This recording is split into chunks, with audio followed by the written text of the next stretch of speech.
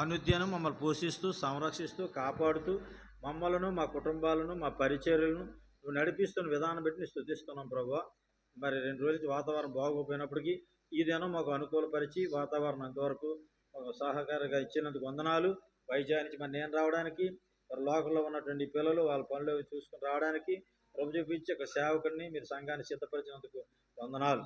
ప్రతి నెల జరుగుతున్న ఈ బైబిల్ స్టడీ కార్యక్రమం మరి ప్రారంభించిన దగ్గర నుంచి కొనసాగుతుంది. మరి ఏ విధంగా మరి ఆటంకాలు వచ్చినప్పటికీ అవన్నిటినీ మరి అధిగమించి ఈ విధంగా జరగడానికి సంఘాన్ని బలపరుస్తున్నందుకు వందనాలు, స్తోత్రాలు. మరి రాజమండ్రి నుంచి నేను వైజాగ్ రావడం, వైజాగ్ నుంచి ఇక్కడ రావడానికి ప్రతి నెల నాకు ఇస్తున్నటువంటి ఆయుష్ ఆరోగ్యం అవకాశాన్ని బట్టి నేను స్తుతిస్తూ ఈ దిన కార్యక్రమంలో ప్రభువా మరి 2వ రాజుల గ్రంథాన్ని ఈరోజు ప్రారంభిస్తున్నాం. మరి 2వ రాజు గ్రంథంలో మరి ఇశ్రాయేల్ రాజులో 8వ వాడి నుంచి మేము స్టడీ చేయవలసి ఉంది. గత కాలంలో స్టడీ చేసినటువంటి రాజుల గురించి ఆయన మరి అంతకుముందు నేర్చుకున్నటువంటి విషయాల గురించి మీ పిల్లలు మరి మర్చిపోకుండా వాళ్ళకి సహాయం చేయండి. ఈరోజు కూడా మీ ఆత్మతో మాకు సహాయం చేసి అర్థం చేసుకోవడానికి కొనడానికి ఆయన మాకు సహాయం చేయమని మాట్లాడుతున్న నాకు వింటున్న నీకు పిల్లలకు సహాయం చేసి కృప చూపించమని మేము నేర్చుకుంటూ అనేకులు నేర్పించేవారుగా దాని ప్రకారంగా మేము జీవించి నీ సాక్షులుగా జీవించేటట్టుగా మాకు సహాయం చేసి కృప చూపించమని సంఘానికి ఆయన మాకు కుటుంబాలకు అందరికీ సేవకునికి దీవెనకరంగా నీ నామానికి మహిమకరంగా ఈ కార్యక్రమం జరిగించి వీరు మహిమ తెచ్చుకోమని మా ప్రభును రక్షకుడైన యేసుక్రీస్తు వారి పరిశుద్ధ నామాన్ని బట్టి స్తుతించి ప్రార్థించి బతిమలాడి వినయపూర్వకంగా గడుచున్నాం తండ్రి, ఆమేన్. ఓకే, గాడ్ బ్లెస్ యు, అందరికీ వందన. ఓకే, గత మన క్లాసెస్లో నేర్చుకున్న వాటిని మాత్రం మీరు విడిచిపెట్టకండి అమ్మా. వాటిని ప్రాక్టీస్ చేయండి, ప్రాక్టీస్ మాత్రం మానొద్దు. ఇప్పుడు రాజుల గ్రంథంలో మనకు వచ్చిన తర్వాత పోయిన క్లాసెస్లో మనం 7 రాజుల గురించి నేర్చుకోవడం జరిగింది. ఆ 7 రాజుల్లో నేను ఒకసారి మరలా మీకు జ్ఞాపం చేస్తున్నాను. సుభాత్ రాజు బోర్డు మీద రాస్తున్నాడు, అవి కూడా మీరు చూడండి. మీ నోట్సులు కూడా ఓపెన్ చేసుకుని చూసుకోండి. ఈరోజు చెప్పింది కూడా నోట్స్లో రాసుకోండి. ఎందుకంటే రేపు పొద్దున మరలా మీరు ఎప్పుడైనా దాన్ని రివ్యూ చేసుకోవాలన్నా రిపీట్ చేసుకోవాలంటే అది మంచి అవకాశంగా ఉంటుంది. కాబట్టి రాజులు, ఇశ్రాయేల్ రాజులు మ్యాప్ వైపు చూడండి. ఇశ్రాయేల్ రాజులు యోధా రాజులు. ఇశ్రాయేల్ రాజ్యం అనగా ఉత్తర రాజ్యం, యోధా రాజ్యం అనగా దక్షిణ రాజ్యం. మీ నోటితో కూడా పలకండి, మీకు ఏమైనా నేను పలికేటప్పుడు మీకు జ్ఞాపకం ఉంటే. ఉత్తర రాజ్యం అనగానే ఇశ్రాయేల్ రాజ్యం, దక్షిణ రాజ్యం అనగానే యోధా రాజ్యం. ఉత్తర రాజ్యంలో 19 మంది రాజులు పరిపాలించారు, దక్షిణ రాజ్యంలో 20 మంది రాజులు పరిపాలించారు. ఓకేనా? మ్యాప్లో పైన దాన్నే ఉత్తర రాజ్యం అంటారు. దాని క్యాపిటల్ మెయిన్ షోమ్రోన్, షెకెము, తిర్సా, షోమ్రోన్. యోధా రాజ్యానికి క్యాపిటల్ రాజధాని యెరూషలేం. ఓకేనా? అందులో 9 కుటుంబాలు పరిపాలించాయి. ఎందులో 9 కుటుంబాలు ఏ రాజ్యాలు పరిపాలించాయి? ఉత్తర రాజ్యం, ఇశ్రాయేల్ రాజ్యం లేదా ఉత్తర రాజ్యంలో 9 కుటుంబాలు పరిపాలించాయి. దక్షిణ రాజ్యం లేదా యోధా రాజ్యంలో 1 కుటుంబమే, అందరు కూడా దావీదు కుటుంబమే, వాళ్ళంతా కూడా యోధావారే. ఇది అక్కడ జరిగినటువంటి చరిత్రలు. క్రీస్తు పూర్వం ఎప్పుడు విడిపోయారు వీళ్ళు? 930లో విడిపోయారు. క్రీస్తు పూర్వం 930లో ఒకవేళ రాసుకోకపోతే ఆ ఫిగర్స్ నోట్ చేసుకోండి. అయిపోయింది, ఒకసారి జ్ఞాపం చేస్తున్నాను నేను. క్రీస్తు పూర్వం 930లో వాళ్ళు విడిపోయారు. విడిపోయిన తరువాత వాళ్ళ రాజ్యాలు మొదట ఈ షోమ్రోను, ఆ పై రాజ్యం ఇశ్రాయేల్ రాజ్యం యెరోబాము స్టార్ట్ చేశాడు. ఇదేమో యోధా రాజ్యం, ఈ కిందదేమో రెహబాము స్టార్ట్ చేశాడు. సొలొమోను తర్వాత రెహబాము కుమారుడు, ఆయన కుమారుడు రెహబాము కదా, సొలొమోను కుమారుడు. ఆయన ఈ యోధా రాజ్యాన్ని ప్రారంభించాడు. యెరోబాము ఏమో ఇశ్రాయేల్ రాజ్యాన్ని ప్రారంభించాడు. ఇప్పుడు మన యోధా రాజ్యం గురించి ఇంకా చూడట్లేదు, ఓన్లీ ఇశ్రాయేల్ రాజ్యమే చూస్తున్నాం. ఇశ్రాయేల్ రాజ్యంలో 9 కుటుంబాలు, 19 మంది రాజులు ఎవరు అన్నది చూస్తున్నాం. అందులో మొట్టమొదటి వాడు ఇశ్రాయేల్ రాజ్యంలో యెరోబాము. యెరోబాము నెబాతు కుమారుడైన యెరోబాము 22 సంవత్సరాలు ఆయన పరిపాలించాడని ఆయన గురించి మనం గత క్లాసులో మనం చెప్పుకోవడం జరిగింది. ఆయన కాలంలో ప్రవక్తలు ఎవరు? అహియా, పేర్లేని దైవజనుడు ఒక ఆయన ఉన్నాడు. ఓకేనా? ఇది ఆయన. ఆ తర్వాత ఆయన కుమారుడు నాదాబు, ఆయన 2 సంవత్సరాలు పరిపాలించాడు. యెరోబాము కుమారుడు నాదాబు 2 సంవత్సరాలు పరిపాలించాడు. యెరోబాము నాదాబు కలిపి ఒక రాజు కుటుంబం. ఆ రకంగా మీరు రాసుకోవాలి. నాదాబు 2 సంవత్సరాలు పరిపాలించారు, కానీ ప్రవక్తలు ఎవరైనా ఉన్నారా? లేరు. ఆ తర్వాత రెండో రాజు కుటుంబం ఇశ్రాయేలులో బయోసా, అంటే రాజుల్లో మూడో వాడు.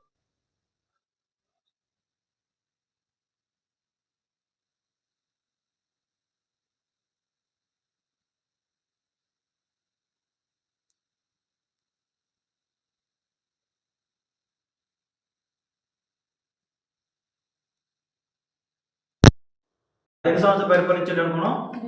24 సంవత్సరాలు పరిపాలించాడు. 24 సంవత్సరాలు పరిపాలించినటువంటి ఆ బయోసా కాలంలో ప్రవక్తలు ఎవరు ఉన్నారా? యెహూ అన్నాడు ఆయన కాలంలో ప్రవక్త.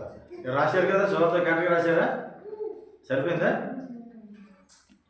ఆ తర్వాత 4వ రాజు ఎవరు అంటే బయోసా కుమారుడు యాలా. రెండో రాజు కుటుంబానికి చెందినవాడే, రాజుల్లో 4వ వాడు. ఆయన ఎన్ని సంవత్సరాలు పరిపాలించాడు? 2 సంవత్సరాలు. బయోసా యాలా తండ్రి కొడుకులు కదా. ఓకే, ఇది మొత్తం 4 రాజులు ఎంతవరకు. 5వ రాజు ఎవరు? జిమ్రీ. ఆయన ఎన్ని సంవత్సరాలు పరిపాలించాడమ్మా? 1 వారం రోజులు లేదా 7 దినాలు, అంతేనా? ఓకే, ఆయన కాలం ప్రవక్త ఎవరు ఉన్నారా? లేదు. అంటే ఆయన 5వ రాజు, ఇశ్రాయేలులో 5వ రాజు. ఒక 6వ రాజు ఎవరు? ఒమ్రీ ఎన్ని సంవత్సరాలు పరిపాలించాడు? 12 సంవత్సరాలు పరిపాలించాడు. ఈయన ఇక్కడి నుంచే షోమ్రోను ముఖ్యపట్నం.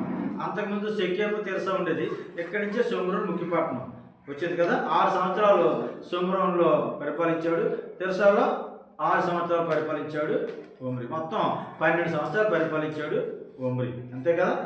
ఓకే, ఆయన కాలం ఏమైనా ప్రవక్తలు ఉన్నారా? లేదు. ఓకే, ఆ తర్వాత 7వ రాజు అహాబు రాజు ఎన్ని సంవత్సరాలు పరిపాలించాడు? 22 సంవత్సరాలు పరిపాలించాడు అహాబు రాజు కదా. ఆయన కాలంలో ప్రవక్తలు ఉన్నారా? ఏలియా, మీకాయా, పేర్లే ప్రవక్తలు 3, మొత్తం 5 ప్రవక్తలు ఉన్నారు ఆయన అహాబు కాలంలో. ఓకే, ఇప్పుడు మొదటి కుటుంబం ఎవరు? నాదాబు. రెండో కుటుంబం ఎవరమ్మా? బయోసా, యాలా. మూడో కుటుంబం ఎవరమ్మా? జిమ్రీ. 4వ కుటుంబం ఒమ్రీ, అహాబు. ఇది అంటే ఇప్పుడు మనం ఎక్కడ ముగించాం ఇప్పుడు క్లాస్ అంటే ఆహాబు వరకు. ఇశ్రాయేలు రాజుల్లో 7వ వాడైన ఆహాబు దగ్గర మనం ముగించాం. అంటే 4వ రాజు కుటుంబం ఇంకా జరుగుతుందన్నమాట. 4వ రాజు కుటుంబంలో మనం ఉన్నాం. అంటే మొదటి రాజుల గ్రంథంలో ఎక్కడి వరకు వెళ్ళిపోయాం మనం? 22వ అధ్యాయం 40వ వచనం, అంటే ఆఖరి వరకు వెళ్ళిపోయాం. మొదటి రాజుల గ్రంథం 22వ అధ్యాయం వరకు కూడా మనం వెళ్ళిపోయాం. మీకు అర్థమైంది అనుకుంటున్నాను. ఎక్కడ స్టార్ట్ అయింది ఇది రాజుల చరిత్ర? మొదటి రాజుల గ్రంథం 11వ అధ్యాయం 26వ వచనం దగ్గర మొదలయ్యి 22వ అధ్యాయం ఇంచుమించు 40వ వచనంతో ఈ కార్యక్రమం, ఈ 7 రాజుల తాలూకు పరిస్థితి మనం స్టడీ చేసాం. దానికి ఏ రాజు కాలంలో ఎక్కడ రెఫరెన్స్ అన్నది మీకు ఆల్రెడీ ఇవ్వడం జరిగింది, నోట్స్ రాసుకున్నారు. ఓకేనా? ఓకే, దాన్ని రివ్యూ చేసుకోండి. ఈరోజు మనం వెళ్తున్నటువంటి సబ్జెక్టు 8వ రాజు ఇశ్రాయేలు రాజు తాలూకు. మన మ్యాప్ చూసుకోవాలి, అలా మీరు మ్యాప్ చూసుకుంటే ఈ 10 రాజుల గురించి మనం మాట్లాడుతున్నాం, ఇశ్రాయేలు రాజు గురించి మాట్లాడుతున్నాం. ఈయన గురించే ఇష్టంలో ఇలా పక్కన ఎవరైనా శత్రువులు వచ్చారంటే అది పక్కన ఎక్కడ నేను చెప్తాను. అప్పుడు అది మాత్రం మీరు మ్యాప్లో మైండ్లో పెట్టుకోండి. ఇప్పుడు మొదటి రాజు గ్రంథంలో చూడండి 22వ అధ్యాయం 51 నుంచి 53వ వచనంలో ఒక రాజు గురించి ఉంటుంది అక్కడ. ఆయనే అహజ్యా అని రాసుకోండి. అహజ్యా 8వ రాజు అయిన 4వ కుటుంబానికి చెందినవాడు, అలా రాసుకోండి. ఆహాబు కుమారుడు, 4వ రాజు కుటుంబానికి చెందినవాడు అహజ్యా. ఈయన 2 సంవత్సరాలు పరిపాలించాడు.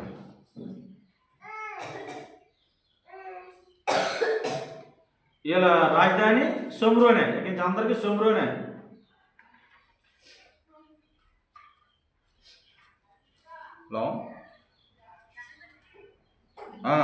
చెప్పు.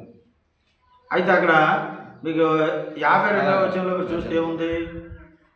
22:52లో అతడు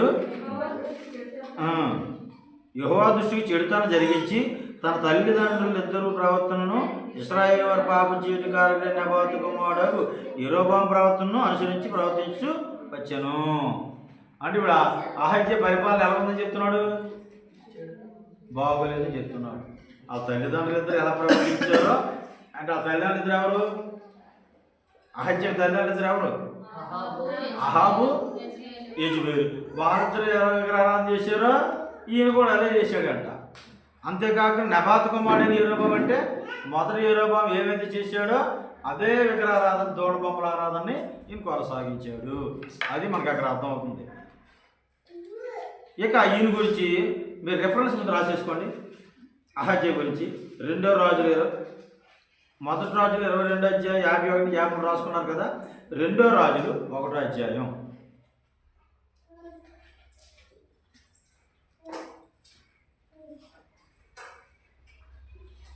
అంతే ఆయన రెఫరెన్స్. 2వ రాజులు 2వ రాజులు 1వ అధ్యాయం. మొదటి రాజులు 22వ అధ్యాయం 51 నుంచి 53 వచనం. 2వ రాజులు 1వ అధ్యాయం. ఓకే. ఈయన కాలంలో ప్రవక్తలు ఎవరంటే ఏలియా. ఆహాబు కాలంలో ఉన్నాడు కదా ఏలియా, ఆ ఏలియా ఈయనకి కొనసాగుతాడు. యోధారాజు ఈయన కాలంలో యెహోషాపాతు. అహాబ్ కాలంలో యోధారాజు ఎవరు? ఆషా, యెహోషాపాతు. ఇప్పుడు ఈయన కాలంలో యెహోషాపాతు యోధారాజు. ప్రవక్త మాత్రం ఏలియా. ఓకే, మీకు అర్థం అనుకుంటున్నాను. ఇప్పుడు నేను 1వ అధ్యాయంలో ఏముందో ఈవేళ దేవుని చిత్తం అయితే 10 అధ్యాయాలు మనం ముగించాలి.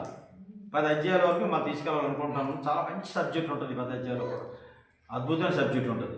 ఈ 2వ రాజులు అధ్యాయం గ్రంథంలో 1వ అధ్యాయంలో ఏముంటుందంటే మీరు పిన్ పాయింట్గా రాసుకోవాల్సిన విషయాలు ఏంటంటే ఈయన మొదటి వచనంలో చూడండి.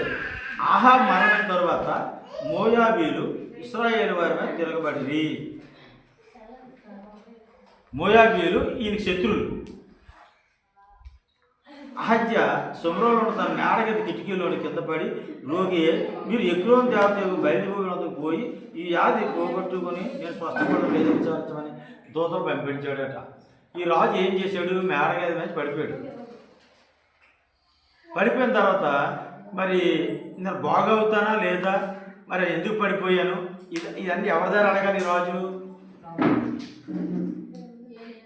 వాళ్ళ దేవుడి దగ్గర లేదా వాళ్ళ ప్రవక్తల దగ్గర అడగాలి. ఇప్పుడు మనకేదో సమస్య వచ్చింది అనుకోండి, పంతులు గారి దగ్గర పంపిస్తారా, పాస్టర్ గారి దగ్గర పంపిస్తారా? మనం పంతులు గారి దగ్గర పంపం. ఎందుకు? మనం దేవుని సేవకుడు ఎవరు? పాస్టర్ గారు. పాస్టర్ గారి దగ్గర పంపిస్తాం. సార్ నాకు ఈ సమస్య వచ్చింది, దీని పోయి ప్రార్థన చేయండి అని అంటాం. కానీ ఈయన ఏం చేశాడు? ఈయన ఎక్రోను దేవత దగ్గర పంపించాడట ఈయన సేవకులు. ఎక్రోను ఆయన బయలుదేరు అన్నది కదా, ఎక్రోను దేవతకు బయలుదేరు వద్దకు పోయి వ్యాధి గురించి ఒకసారి విచారణ చేయండి పంపించాడు. అప్పుడు దేవుడు ఏం చేశాడంటే వీళ్ళు వెళ్తుండగా ఈ ఏలియా చెప్పాడు. ఏలియా అహజ్య రాజుకి మరి విచారణ చేయడానికి వాళ్ళ దూతలు వెళ్తున్నారు, నువ్వు ఎదురుగా వెళ్ళి వాళ్ళకి ఒక మాట చెప్పు అంటాడు. అప్పుడు దేవుడు చెప్పినట్టుగా ఏలియా చెప్తాడు. ఏం చెప్తాడంటే, మీరు ఇశ్రాయేల్లో దేవుడు లేడు అనుకొని, లేకపోతే ఇశ్రాయేల్ దేవుడు శాతగానుడు అనుకొని మీరు బయలుదేరి దేవత దగ్గరికి విచారణ చేయడానికి వెళ్తారా? మీ రాజు ఎక్కిన మంచం దగ్గర చచ్చిపోతుందని చెప్పండి. ఎవరో ఏలియా ఎదురు వచ్చి వీళ్ళు వెళ్ళి ఆ రకంగా చెప్పారు. ఈ రాజు ఎంతమంది పంపించాడు? 50 మంది సైన్యాన్ని, ఒక 5 మంది పంపించాడు. 51 మంది వస్తే వీళ్ళకి ఏలియా చెప్పేసరికి వీళ్ళు వెళ్ళి ఇది దూతతో చెప్పేసరికి, అంటే ఫస్ట్ దూతతో చెప్పాడు. అప్పుడు రాజు కోపం వచ్చింది. కోపం వచ్చి 50 మంది సైన్యాన్ని, ఒక 5 మందిని పంపించాడు. పంపించి ఆ ప్రవక్తని వెళ్ళి తీసుకెళ్ళారు బాబు. ఈ ప్రవక్త ఎక్కడ ఉన్నాడు? ఈ పర్వతం మీద ఉన్నాడు ఏలియా. వెళ్ళి దైవజనుడా మా రాజుగారు రమ్మంటున్నారు రా. నేనే దైవజనుడు అయితే మా చాలా జాగ్రత్తగా నాకు, అందుకే మనం చాలా జాగ్రత్తగా ఉండాలి ఆ విషయాలు. ఆ రాజుగారు పంపించారు, ఆ ప్రవక్త తీసుకురమ్మన్నారు. వీళ్ళు వెళ్ళారు. దైవజనుడా మా రాజుగారు రమ్మంటున్నారు రా. నేనే దైవజనుడు అయితే ఆకాశం దగ్గర నుంచి మిమ్మల్ని అందరూ దయించింది కాక కొట్టలేదు చెప్పేదా ఒక మాట అన్నాడు, అంటే అగ్ని వచ్చి ఆకాశం నుండి మొత్తం అందరిని దహించింది. ఈ విషయం రాజుకి తెలిసింది. భయపడాలి కదా, అయ్యో దేవుని సేవకులతో పెట్టుకోకూడదు, రాజుల కన్నా సేవకులకు పవర్ ఎక్కువ ఉంటుంది అని భయపడలేదు రాజు. మరొక 50 మందిని పంపించాడు, మరొక అధిపతిని పంపించాడు. వాళ్ళు కూడా వెళ్ళి, దైవజనుడా మా రాజుగారు రమ్మంటున్నారు రా అన్నాడు. నేనే దైవజనుని అయితే, నేనే ప్రవక్తనైతే ఆకాశం అగ్ని వచ్చి దహించును గాక అన్నాడు. మళ్ళీ వాళ్ళు చచ్చిపోయారు. మొదటి 51 మంది చచ్చిపోయారు, మళ్ళీ ఇక్కడ 51 మంది చచ్చిపోయారు. ఇప్పుడైనా రాజు భయపడాలి కదా, ఇంకా రాజు భయపడలేదు, ఇంకా హృదయాన్ని కట్టిపరుచుకున్నాడు. కాబట్టి మళ్ళీ 50 మందిని పంపించాడు. రాజుకు బుద్ధి లేకపోయినా వెళ్ళేవాడికైనా బుద్ధి ఉండాలి కదా. ఈయనకు బుద్ధి వచ్చింది.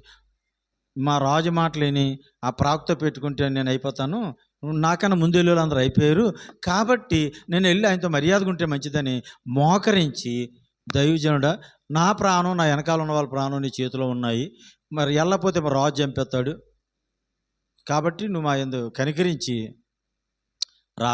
రండి అని అడిగారు. అప్పుడు ఆయన ప్రవక్త వచ్చాడు. ఏలియా వచ్చిన తర్వాత రాజుగారి దగ్గరికి వెళ్ళి అదే విషయం చెప్పాడు. ఇశ్రాయేల్లో దేవుడు అన్నవాడు లేడు అనుకొని నువ్వు బయలుదేరి దగ్గర ఎక్కడో దేవతలు విచారణ చేస్తావా అని అడిగి, నువ్వు ఎక్కిన మంచం దెక్కున్న చచ్చిపోతావు అని చెప్పాడు. ఆ రకంగానే చచ్చిపోయాడు. అది 1వ అధ్యాయంలో ఉన్న స్టోరీ. ఎవరి కాలంలో జరిగిందమ్మ ఇది? రాజు పేరు ఏం పేరు? అహజ్యా. ప్రవక్త ఎవరు? ఏలియా. అహజ్యా రాజు ఎన్ని సంవత్సరాలు పరిపాలించాడు? 2 సంవత్సరాలు. తండ్రి పేరు ఏం పేరు? తల్లి పేరు ఏం పేరు? ఎక్కడ పరిపాలించాడు? సోమరంలో. Very good. అలా నోట్ చేసుకోండి. అది ఆయన బయోడేటా. రాసుకున్నారా అలాగా? ఇక నెక్స్ట్ మీకు 2వ అధ్యాయంలో, అంటే రాజు దగ్గరికి వెళ్ళే ముందు 2వ అధ్యాయంలో ఒక స్టోరీ ఉంది, అది చెప్తాను. అది చెప్పి రాజు దగ్గరికి వెళ్ళిపోదాం. ఏలియాది కొనసాగుతుంది కదా మనకి చరిత్ర. ఈ 2వ అధ్యాయంతో ఏలియా చరిత్ర అయిపోతుంది. ఏలియా చరిత్ర ఎక్కడ మొదలైంది? ఆహాబు కాలంలో మొదలైంది. ఏ అధ్యాయంలో మొదలైందో గుర్తుందా మీకు? ఏలియా ఏ అధ్యాయంలో ప్రారంభమయ్యాడు? మొదటి రాజుల గ్రంథం 17వ అధ్యాయంలో ప్రారంభమయ్యాడు ఆహాబు రాజు కాలంలో. 2వ రాజుల గ్రంథం ఏలియాది కూడా మీరు రాసేసుకోవచ్చు. అక్కడ ఏలియా యొక్క చరిత్ర మీరు చదవాలంటే మొదటి రాజుల 17వ అధ్యాయం మొదలుకొని 2వ రాజుల గ్రంథం 2వ అధ్యాయం వరకు చదవాల. ఏలియా ప్రాప్తి గురించి 2వ అధ్యాయం వరకు. ఆహాబు రాజుతో ఉన్నప్పుడు ఏటేటి జరిగాయో ఏలియాకి మీకు తెలుసు కదా. వర్షం రావద్దంటే ఆగిపోయింది, మళ్ళీ వర్షం రమ్మంటే వచ్చింది. బయలు ప్రవక్తలు 450 మందిని పోటీపడి మరి ఆకాశం అగ్ని దించి వాళ్ళందరినీ చంపించేశాడు. ఆ తర్వాత ఆయన కాకులతో ఆహారం సారెపతి ఉదరాల కుమారుని బతికించడం, తర్వాత ఆయనకి ఒక బదివృక్షం కింద యజ్బేలుకి భయపడి మరణాపేక్షకలు ఉన్నప్పుడు దేవదూత వచ్చి ఆహారం ఇవ్వడం, ఆ తర్వాత ఎలీషాని అభిషేకించడం, ఇవన్నీ కూడా మొదటి రాజుల గ్రంథంలో చూసాం. ఇప్పుడు ఆహాబు కాలంలో అవి చూసాం. ఇప్పుడు అహజ్యా కాలంలో ఏం చూసాం? 2 సార్లు ఆకాశం అగ్ని దించేశాడు చూసాం. తర్వాత ఇప్పుడు ఆఖరు ఏలియా ఇందులో ఏమంటున్నాడంటే, ఎలీషా నేను పరంకి వెళ్ళిపోతున్నా అంటే నేను చనిపోతున్నాను, నేను పరలోకానికి వెళ్ళిపోతున్నాను, మరి నువ్వు ఇక్కడ ఉండిపో, నేను వెళ్ళిపోతాను అంటాడు. ఆయన ఎవరిని వెంబడిస్తున్న? ఎలీషాని, తన శిష్యుడిని. అప్పుడు ఆయన అంటాడు, ఒకసారి గిల్గాల్కి వెళ్తారు, గిల్గాల్కి వెళ్ళిన తర్వాత నేను మాత్రం నిన్ను విడవను అంటాడు. నువ్వు ఎక్కడికి వెళ్తే నేను అక్కడికి వస్తాను అంటాడు ఎలీషా. ఎవరిని? ఏలియాని. ఓకే, ఫాలో అవుతున్నారు కదా అంటాడు. అయితే అక్కడ ఉన్న ప్రవక్తలు అంటారు, ఆ ప్రవక్త శిష్యులు అంటారు, అయ్యా మీ గురుగారు ఈరోజు వెళ్ళిపోతున్నారు పరానికి, మరి ఆయన పరలోకం పోతున్నారు కదా, నీకు తెలుసా అంటారు. నాకు తెలిసి మీరు నోరు మూసి ఊరుకోండి అంటాడు ఈయన. ఎవరు? ఎలీషా శిష్యులతో. గురుగారితో మాత్రం ఏమంటాడు? అయ్యా నువ్వు ఎక్కడికి వెళ్తే నేను అక్కడికి వస్తాను, నిన్ను మాత్రం నేను విడవను అంటాడు. గిల్గాల్కి వెళ్తారు, అక్కడ అలాగ అంటాడు. తర్వాత బేతేలుకు వెళ్తాడు, అలాగే ఎరుకోకి వెళ్తాడు. అలా 3 స్థలాలకు 3 స్థలాల్లో కూడా అలాగే వెంబడిస్తుంటాడు ఎలీషా ఈయన్ని, ఎక్కడికి వెళ్తే అక్కడ. అయితే ఆ తర్వాత చివరిలో ఏం జరుగుతుందంటే 8వ వచనంలో చూడండి. అంతటి ఏలియా రెండో రాజుల గ్రంథం 2:8 అంతటి ఏలియా తన దుప్పటి తీసుకొని మడత పెట్టి నీటి మీద కొట్టగా అది యువతలకును అవతలకు విడిపోయిన గనుక వారిద్దరూ పొడి నేల మీద దాటిపోయిరి. దేవుని నామమున స్తోత్రం కలుగును గాక. యొర్దాను నదిని దుప్పటితో కొడితే 2 పాయలు అయిపోయింది. అంటే ఎంత శక్తివంతుడో మరి ఏలియా ప్రవక్త అర్థమవుతుంది. మరి అంతకుముందు యొర్దాను నదిని ఎవరు పాయలు చేశారు? జాగ్రత్తగా ఆలోచించండి. అంతకుముందు యొర్దాను నదిని ఎవరు పాయలు చేశారు? యెహోషువ. ఎర్ర సముద్రాన్ని పాయలు చేసింది ఎవరు? మోసే. మోసే కాలంలో ఎర్ర సముద్రం పాయలైంది, యెహోషువ కాలంలో యొర్దాను పాయలైంది. మరలా ఇప్పుడు యొర్దాను పాయలైంది ఎవరి ద్వారా? ఏలియా ద్వారా. ఏలియా దుప్పటితో కొడితే అయిపోయింది. ఓకే, అయితే ఇప్పుడు నేను వెళ్ళిపోతున్నాను, మరి ఇంకా నన్ను ఎంతకీ వదలట్లేదు, నువ్వు అసలు నువ్వేం ఆశిస్తున్నావు నా దగ్గర అడిగాడు. ఎవరు? వాళ్ళ గురువుగారు ఏలియా. అప్పుడు ఈయన అన్నాడు 9వ వచనంలో, ఎలీషా నీకు కలిగిన ఆత్మలో 2 పాలు నా మీద వచ్చినట్లు దయచేయము అన్నాడు. నీ ఆస్తిపాస్తులు నాకేం అక్కర్లే, నీ మీద ఉన్న అభిషేకం 2 నా మీద వచ్చినట్టు చేయు, నీకన్నా 2 సేవ చేయాలి నేను అని కోరుకున్నాడు ఈయన. దేవుని నామమున స్తోత్రం కలుగును గాక. అప్పుడు ఏలియా అన్నాడు, సరే నువ్వు చాలా కష్టమైంది అడిగావు, నేను వెళ్ళేటప్పుడు నీకు అది కనబడితే జరుగుతుంది, ఇంక నువ్వు కనిపెట్టుకుని ఉండని చెప్పాడు. ఇంతలో ఏమొచ్చి 11వ వచనంలో చూడండి, వారు ఇంకా వెళ్ళుచు మాట్లాడుచుండగా ఇదిగో అగ్ని రథమును అగ్ని గుర్రములను కనబడి వీరిద్దరిని వేరు చేసెను. అప్పుడు ఏలియా సుడిగాలి చేత ఆకాశమునకు ఆరోహణమాయెను. మరణము రుచి చూడక బ్రతికే నరుడెవరు,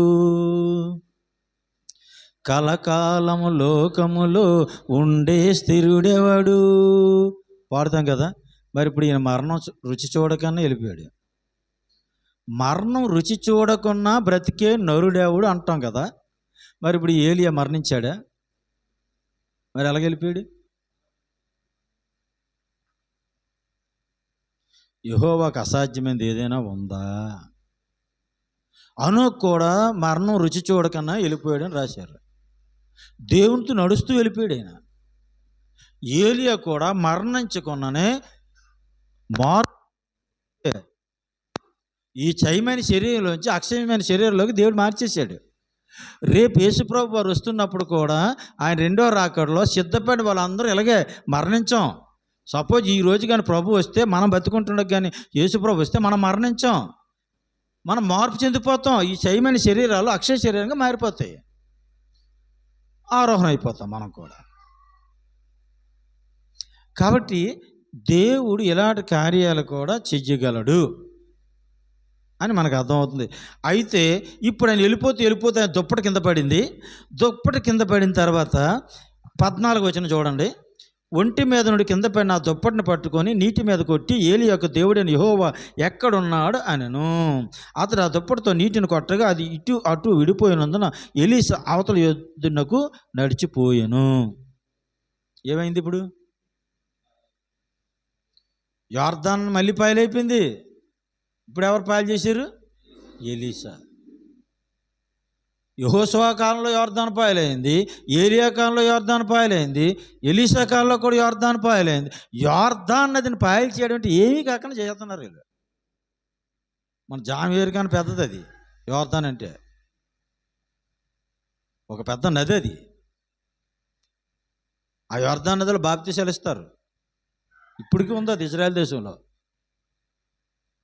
అంటే దేవుని యొక్క అభిషేకం ఎవరి మీద అయితే ఉంటుందో వాళ్ళు అడ్డుకోవడం యొర్దాను నది కాదు, ఎర్ర సముద్రం కాదు, దేనికి కూడా అవకాశాలు లేకుండా దేవుడు పర్మిషన్ ఇస్తాడు.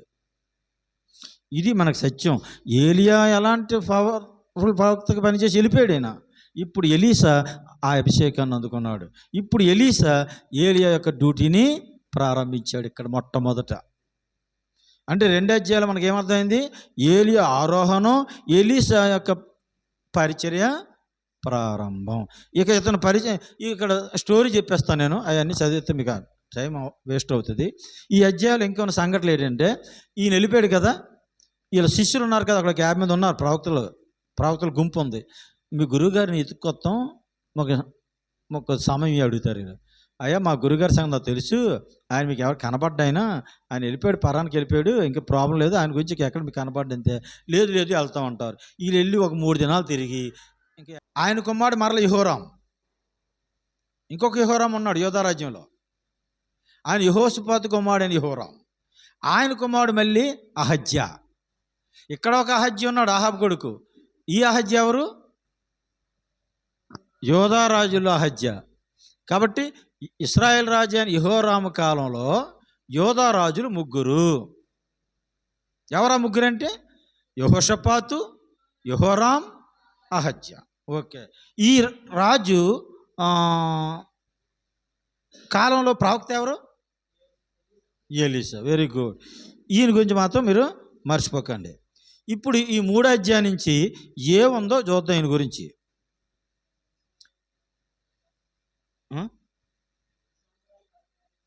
ఈయన ఎన్ని సంవత్సరాలు పరిపాలించాడా? 12 సంవత్సరాలు. ఈ యెహోరాము 12 సంవత్సరాలు పరిపాలించాడు. ఇశ్రాయేల్ రాజు అయిన ఆహాబు కుమారుడైన యెహోరాము అహజ్యాకు సహోదరుడు. ఈయన అహజ్యా కొడుకు మాత్రం కాదు, అది మరి గమనించాలి మీరు. ఇందాక నుంచి మీరు చూసుకొస్తారు. యెరోబాము కొడుకు నాదాబు, బయస కొడుకు యాలా, ఒమ్రి కొడుకు ఆహాబు, ఆహాబు కొడుకు అహజ్యా. అహజ్యాకి కొడుకులు లేరు కాబట్టి ఆహాబు కొడుకు అహజ్యా సహోదరుడైన 9వ వాడైన ఇశ్రాయేల్ రాజు అయిన యెహోరాము ఇప్పుడు రాజ్య పరిపాలనకు వచ్చాడు. అహజ్యా తర్వాత ఇప్పుడు ప్రవక్త ఎవరంటే ఎలీషా. ఇప్పుడు ఎలీషా చేసిన కార్యాలు చూస్తాం పక్క, యెహోరాము చరిత్రను కూడా మనం ఈ 2 కూడా చూసుకుంటూ వెళ్తాం అక్కడి నుంచి. ఇప్పుడు మీరు 2వ అధ్యాయంలో ఎలీషా గురించి నేను చెప్తున్నాను. 19వ వచనం నుంచి 22వ వచనం వరకు కూడా, 2వ రాజుల గ్రంథం 2వ అధ్యాయం 19 నుంచి 22వ వచనం వరకు కూడా ఎలీషా చేసిన ఒక గొప్ప అద్భుతం ఒకటి ఉంటుంది. అక్కడ ఒక ఉప్పు నీళ్ళు అంటే చేదు నీళ్ళు, మంచివి కావు ఆ నీళ్ళు అక్కడ ఉంటాయి. ఆ ఎరుకలు ఉన్నప్పుడు ఈయన ఒక కొత్త పాత్ర, 20వ వచనంలో చూడండి, కొత్త పాత్రలో ఉప్పు వేసి నా యొద్దకు తీసుకొని రండి అని వారితో చెప్పాను. వారు దాన్ని తీసుకొని రాగా అతడు ఆ నీటి బోట యొద్దకు పోయి అందులో ఉప్పు వేసి, యెహోవా సెలవిచ్చింది ఏమనగా, ఈ నీటిని నేను బాగు చేసి ఉన్నాను కనుక ఇక దీనివల్ల మరణం కలగకపోవును. అంటే నిస్సారమైనటువంటి ఆ ప్రదేశాన్ని సారవంతమైనదిగా, చెడిపోయిన నీళ్ళని, ఉప్పు నీళ్ళని మంచి నీళ్ళుగా మార్చాడు. ఇది ఇక్కడ చేసినటువంటి కార్యం. అంటే ఇప్పుడు ఎలీషా ఎన్ని కార్యాలు చేసుకొస్తుండో పక్క రాసుకొచ్చి మీరు. యోర్దాను పాయలు చేసేసాడు ఒకటి దుప్పటితో, ఇప్పుడు 2వది మంచి నీళ్ళుగా మార్చేసాడు, చెడ్డ నీళ్ళు. ఇంకా చూడండి 23వ వచనం నుంచి అద్భుతం, 23 నుంచి 25వ వచనం, 2వ రాజుల గ్రంథం 2వ అధ్యాయం 23 నుంచి 25 రాసుకోండి. బేతేలుకు వచ్చాడు. బేతేలుకు వచ్చిన తర్వాత అక్కడ కొంతమంది, ఎంతమంది అంటే 42 మంది యవనస్తులు, అంటే బాలురని రాశాడు, యవనస్తులు వాళ్ళు. చిన్నది అంటాడు. బైబిల్ భాష ఎలాగుంటుందంటే ఇశ్రాయేల్ చిన్నది, లేదా రెబకా చిన్నది, ఆ చిన్నది అంటాడు. చిన్నది అంటే చిన్నపిల్లని కదా అర్థం, యవనస్తులు ఆ భాషలో వాడుతారు వాళ్ళు ఇశ్రాయేల్లో, బైబిల్ భాష. కాబట్టి ఆ చిన్నోడు, ఆ చిన్నవాడు అంటే మరీ చిన్నోడు కాదు, యవనస్తులు ఇంచుమించు. ఈ 42 మంది ఈ ఎలీషాని ఏమన్నారంటే బోడోడా అని అపహాసం చేశారు. బహుశా బట్టబుర్ర ఉందేమో తెలీదు ఎలీషాకి. మరి దాన్ని పెట్టి ఈ ఫిజికల్గా ఉన్న పొజిషన్ పెట్టి బోడివాడా అని అన్నారు. అంతే కదా. 23వ వచనంలో బోడివాడ ఎక్కుపోము అని అతను అపహాస్యం చేయగా ఇతను కొల్లు మండిపోయింది. సరే ఎలుగుబంట్లు వచ్చి మిమ్మల్ని తినేస్తారని చెప్పాడు. అంతే. 2 ఆడ ఎలుగుబంట్లు, 2 ఆడ ఎలుగుబంట్లు అడవిలో ఉండి వచ్చి 42 బాల్ చీల్చేసాను. యెహోవా నామని పెట్టి వాళ్ళు చెప్పించాడు. అంతే. మొత్తం 42 మంది చంపేశారు. మనకి ఏమర్థమవుతుంది ఈ చరిత్రలు చదువుతుంటే? దేవుడి జోలికి వెళ్ళే, దేవుడి సేవకుడి జోలికి వెళ్ళే కత్తి మీద సాము వంటిది.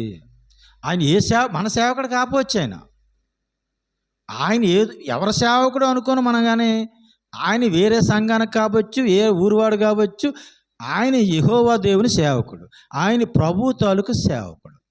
యేసు ప్రభువుని మనం ఎంత గౌరవిస్తామో వాళ్ళ సేవకులు కూడా మనం అంత గౌరవించాలి. ఆయన మన సేవకుడు కాదా అన్నది మనకు అనవసరం. దేవుని సేవకుడు అంతే. దేవుని సేవకుడి మీద అభిషేకం ఉంటుంది కనుక వారు నోటంట ఏదైనా పలికేటప్పుడు అవి జరిగిపోతుంటాయి. ఇలాగ నష్టపరుచుకున్న వాళ్ళు చాలామంది ఉన్నారు. నేను నా కళ్ళతో చూశాను వాళ్ళని. కాబట్టి సేవకులకు ఎప్పుడు కోపం తెప్పించకూడదు. మీకు హెబ్రీ పత్రిక 13వ అధ్యాయంలో చెప్తాడు, మీ పైన నాయకులుగా ఉన్నవారు లెక్క అప్పజెప్పవలసిన వారై ఉన్నారు కనుక వాళ్ళు దుఃఖంతో ఈ పని చేసిన యెడల మీకేమీ ప్రయోజనం. వాళ్ళు ఆనందంగా చేశారనుకోండి, మీకు ఆశీర్వాదం. అందుకే ఇప్పుడు మీ తల్లిదండ్రులు దుఃఖ పెట్టగరా, ఆ శాపం తగులుతుంది నీకు అంటారు అన్యజనులు కూడా. అన్యజనులకు ఒక భయం ఉంది, తల్లిదండ్రులు దుఃఖ పెడితే ఆ శాపాలు తగులుతాయని. అవ్వచ్చు. పెద్దలు అన్నవాళ్ళి, మనకన్నా వృద్ధుల్ని, పెద్దవాళ్ళి, అభిషక్తుల్ని, దేవుని సేవకుల్ని మనం ఎప్పుడు దుఃఖ పెట్టకూడదు, బాధ పెట్టకూడదు. వీలైతే ఏదైనా వాళ్ళకి సహకారం చేయడం, లేకపోతే కాముగా మనం ఉండటం బెటర్.